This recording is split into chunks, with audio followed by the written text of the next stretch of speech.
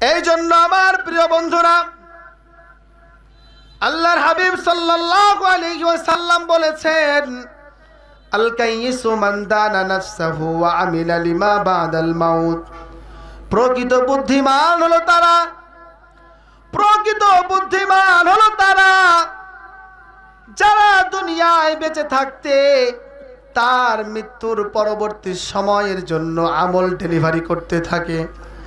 বেঁচে থাকে দুনিয়ায় যা করে, একেবারে সকাল থেকে শুরু করে রাত্রে ঘুমানো পর্যন্ত কোনো কাজ আল্লাহর নাফরমানি করে না। একেবারে সকাল থেকে শুরু করে রাত্রে ঘুমানো পর্যন্ত আল্লাহর হুকুমের বাইরে কোনো কাজ করে না। যা করে সব খালি কবরের মধ্যে ডেলিভারি করতে থাকে। এই ব্যক্তিকে হাদিসের ভাষায় পয়গম্বর সবথেকে চালাক বলেছেন। বলেন সুবহানাল্লাহ।